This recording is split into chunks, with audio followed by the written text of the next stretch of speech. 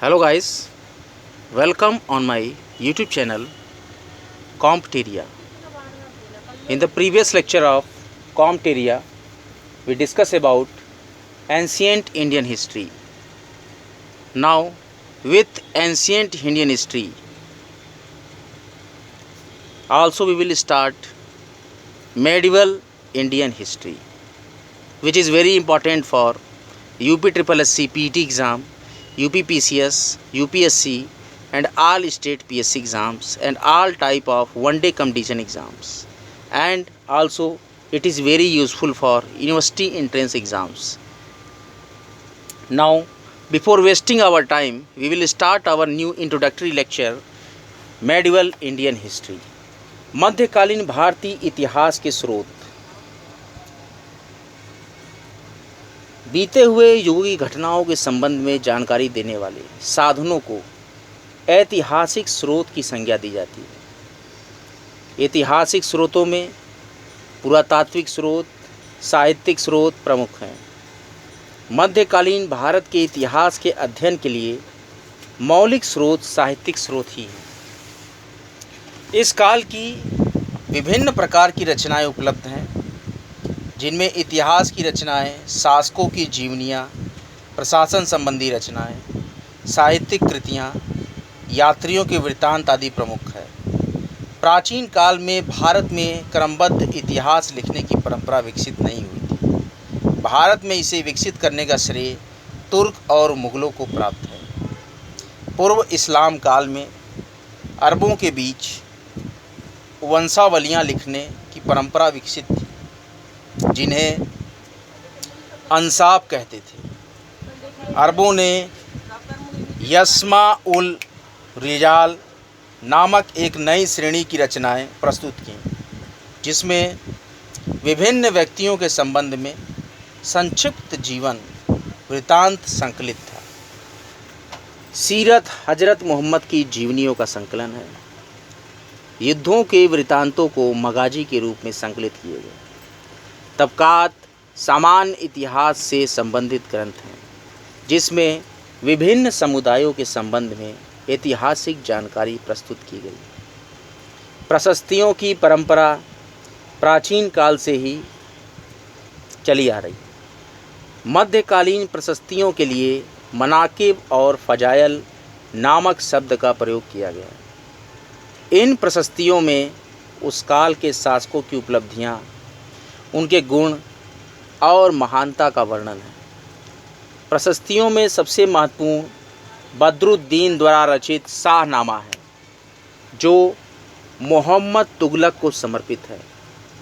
बद्र-ए-चाच यानी बदरुद्दीन मोहम्मद तुगलक के दरबार का प्रमुख कवि था। उसने मोहम्मद तुगलक की प्रशंसा में कसीदों की रचना की थी। इसकी रचनाओं में दीवान-ए-चाच और शाहनामा प्रसिद्ध है। नैतिक उपदेश प्रदान करने वाली रचनाओं में सर्वप्रथम शम्स-ए-सिराज अफ़ीफ़ की तारीख़-ए-फ़िराज़शाही है। इसमें फ़िरोज़ शाह तुगलक के शासनकाल का विस्तृत वर्णन मिलता है। मध्यकालीन इतिहास जानने के प्रमुख स्रोत हैं। पहला स्रोत हम चर्चा करेंगे चचनामा। अरबों के सिंध विजय का विस्तृत उल्लेख चचनामा नामक ग्रंथ में मिलता है। मोहम्मद बिन कासिम के अभियान, उसके शासन प्रबंध आदि के संबंध में यह एक प्रामाणिक स्रोत है। एक अज्ञात लेखक द्वारा यह अरबी भाषा में लिखा गया। बाद में अबू बकर कुफ़ी ने नासिरुद्दीन कुबाचा के समय में इसका फ़ारसी अनुवाद किया। चचनामा में ये वर्णन मिलता है कि सिंध के सफल अभियान के तत्काल बाद खलीफा वाहिद ने मोहम्मद बिन कासिम को मृत्युदंड दे दिया था। दूसरा स्रोत है तहकीक हिंद या किताबुल हिंद। इसकी रचना अल-बरूनी ने अरबी भाषा में की थी।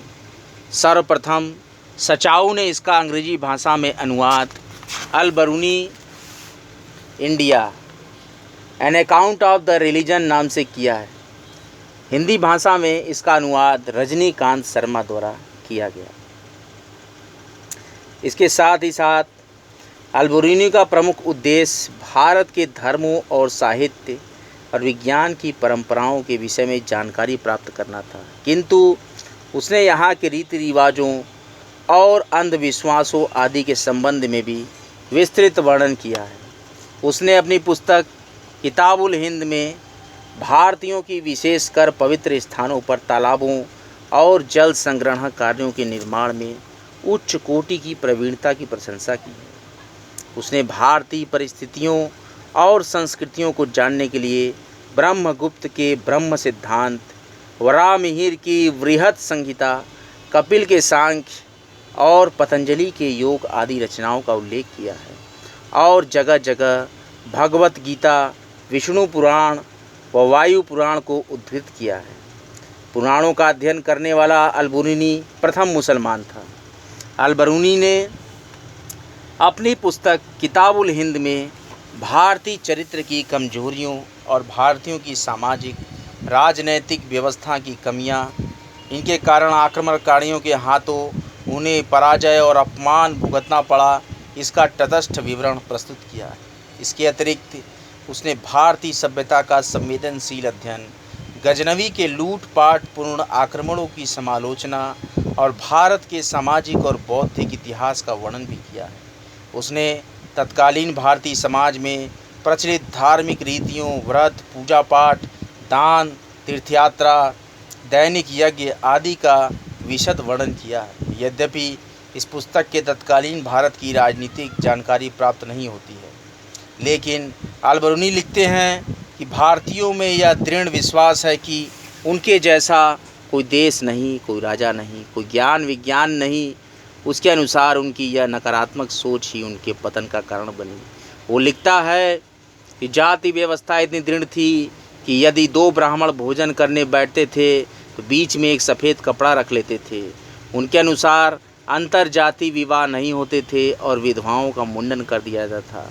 अल-बरूनी ने शूद्रों की सबसे बड़ी सूची प्रस्तुत की है। उसके अनुसार इस समय विभिन्न प्रकार के शिल्प मुख्यतः शूद्रों से संबंधित थे।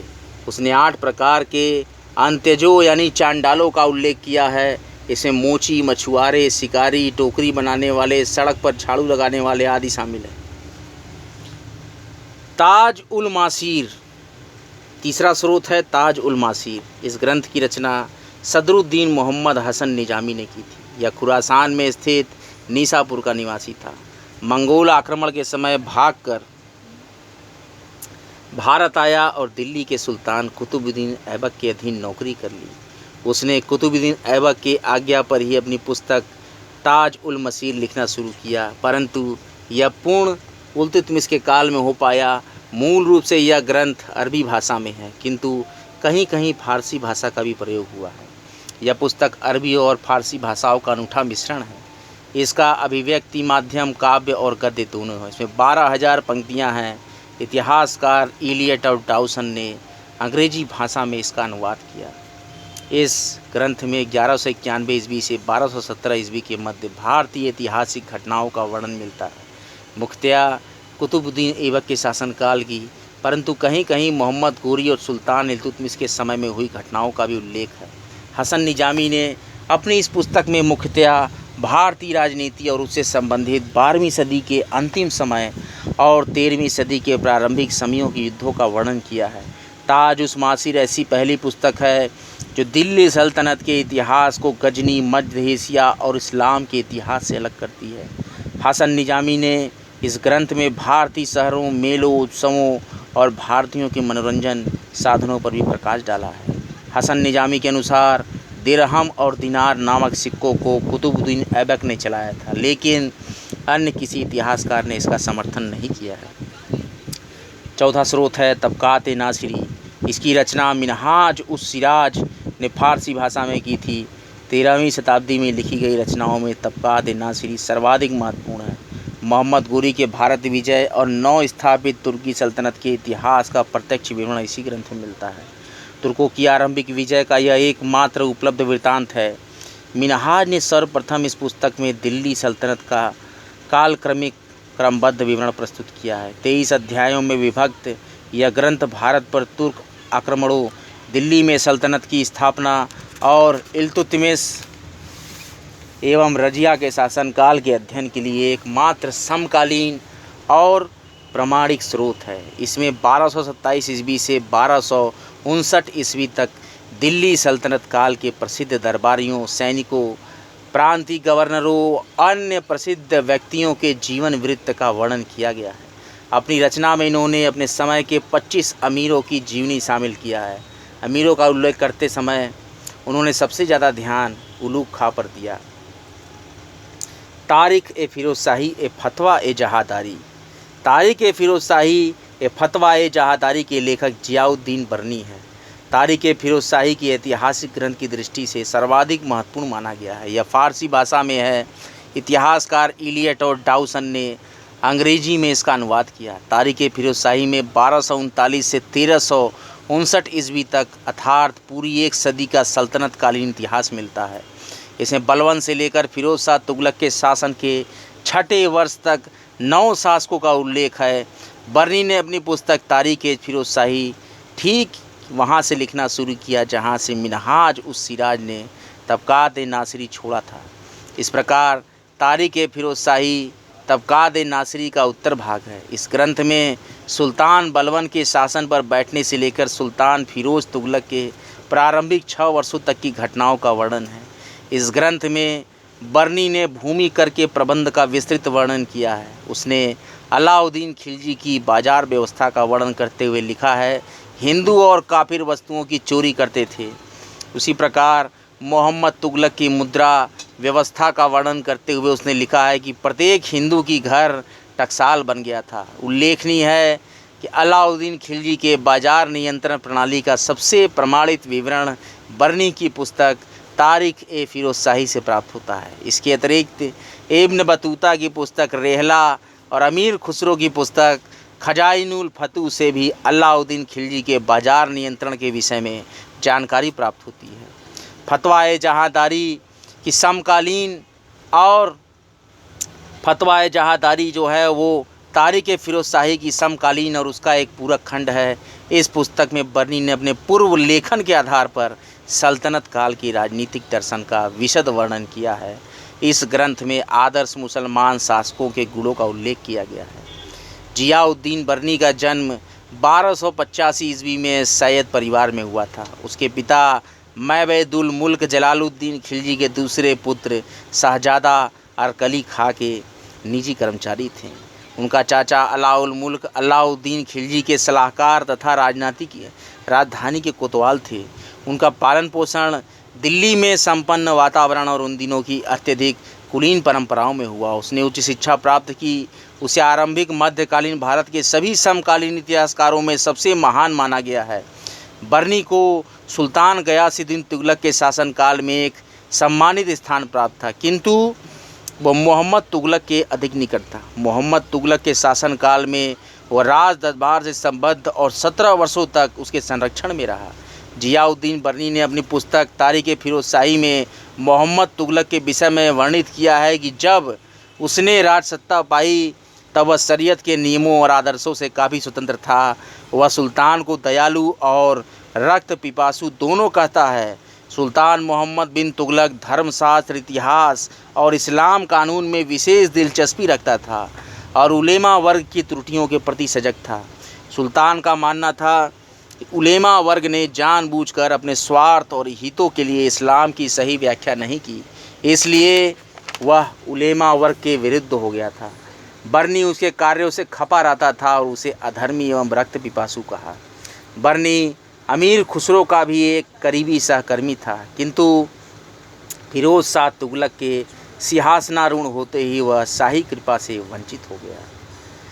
तारिख ए फिरोज शाही शमसे सिराज अफीक द्वारा लिखित यह एक महत्वपूर्ण पुस्तक है।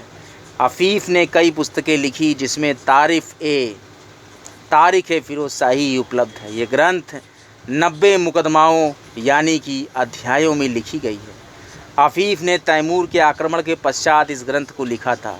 तैमूर की सेना ने जो कहर ढाया, अफीफ ने स्वयं उसे अपनी आंखों से देखा था। उसे सुल्तान फिरोज शाह तुगलक का संरक्षण प्राप्त था।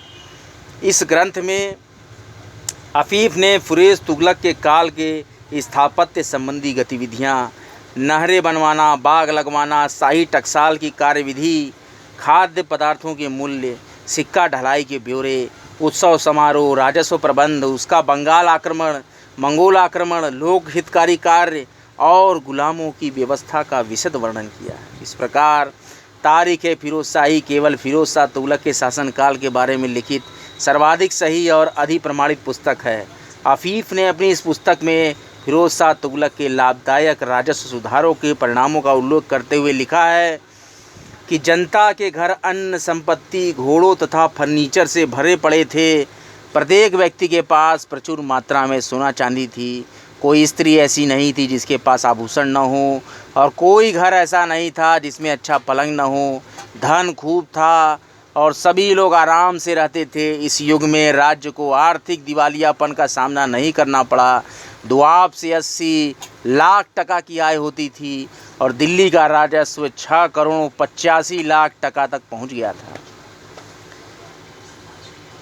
फुतूह उस सलातीन, इस ग्रंथ के लेखक ख्वाजा अब्दुल्ला मलिक इसासी, जिसने इसे बहमनी राज्य के संस्थापक अलाउद्दीन बहमन शाह के संरक्षण में 1250 ईस्वी में पूर्ण किया।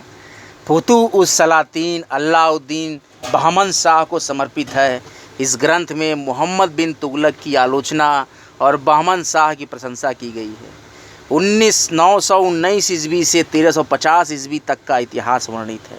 महाकाव्य के रूप में लिखी गई इस ग्रंथ में गजनी राज्य के उदय से लेकर बहमनी राज्य की स्थापना तक की घटनाओं का वर्णन है। मोहम्मद तुगलक के विवादास्पद शासनकाल के लिए यह एक समकालीन स्रोत है। मोहम्मद बिन तुगलक के प्रति इसामी का दृष्टिकोण अत्यधिक आत्मपरक है। उसने सुल्तान को इस्लामी दुनिया के सबसे बुद्धिमान मूर्ख के रूप में दर्शाया है। इसामी ने इस ग्रंथ में 1296 ईस्वी में अलाउद्दीन खिलजी द्वारा देवगिरी पर किए गए आक्रमण और मोहम्मद तुगलक के समय में दक्षिण भारत में हुए विद्रोहों का वर्णन किया है। कामिल उत तवारीख, इसकी रचना शेख अब्दुल हसन यानी इब्नुल असीर जिनको बोला जाता था, इन्होंने 1230 ईस्वी में की थी। इसमें मोहम्मद गोरी की विजयों का वृतांत मिलता है। अगला हम चर्चा करते हैं तारीख़ मुबारक शाही। इसकी रचना यहा बिन अहमद सरहिंदी ने सैयद वंश के शासक मुबारक शाह के संरक्षण में की थी। यह ग्रंथ सैयद वंश का एकमात्र समकालीन स्रोत है। यहा बिन अहमद मुबारक शाह का समकालीन था। उसने यह ग्रंथ मुबारक शाह को समर्पित किया। रेहला के बारे में चर्चा करते हैं। रेहला बहुत ही इम्पोर्टेंट रचना है मध्यकालीन इतिहास की। रेहला की रचना अफ्रीकी यात्री इब्न बतूता ने अरबी भाषा में की थी, जो उसकी यात्रा वृत्तांत है। इस ग्रंथ में भारत की राजनीतिक, सामाजिक, आर्थिक और सांस्कृतिक स्थिति का विस्तृत वर्णन किया गया है। इसमें सुल्तान गयासुद्दीन तुगलक की गुप्तचर व्यवस्था, डाक व्यवस्था और उसकी मृत्यु की परिस्थितियों का वर्णन है। सल्तनत काल में डाक व्यवस्था का विस्तृत विवरण इब्न बतूता ने ही दिया है। इसके अतिरिक्त रेहला में मोहम्मद बिन तुगलक के व्यक्तिगत जीवन, उसके विचार और प्रशासनिक योजनाएं, राज दरबार की स्थिति, सामाजिक और आर्थिक जीवन की झलकियां मिलती हैं, जो अत्यंत मनोरंजक और मूल्यवान है। इब्न बतूता का मूल नाम शेख फतह अबू अब्दुल्लाह था, जो कि मोरक्को यानी कि अफ्रीकन मूल का निवासी था। 1333 ईस्वी में मोहम्मद बिन तुगलक के कार्यकाल में भारत आया और 14 वर्षों तक भारत में रहा। मोहम्मद तुगलक ने उसे दिल्ली का काजी नियुक्त किया, जो 8 वर्षों तक पद पर रहा। कालांतर में उसके विरुद्ध कुछ भ्रष्टाचार और बेईमानी के आरोप लगे, जिसके कारण सुल्तान उससे अप्रसन्न होकर कारागार में डाल दिया था, किंतु बाद में रिहा कर दिया। 1442 ईस्वी में मोहम्मद तुगलक ने उसे अपना दूत बनाकर चीन भेजा, परंतु रास्ते में जहाज़ खराब हो जाने के कारण वह बीच रास्ते से ही वापस लौट आया। जाफरनामा, इसे साफर उद्दीन अली याजिद ने अमीर तैमूर के पुत्र के संरक्षण में लिखा था। यह अमीर तैमूर की जीवन गाथा है। मुझ खान अब खानी, इस ग्रंथ की रचना 1612 ईस्वी में नियामतुल्लाह ने की थी। इसमें लोधी वंश के शासकों के समय की घटनाओं का विस्तृत रूप से वर्णन मिलता है। इंसाफ माहरू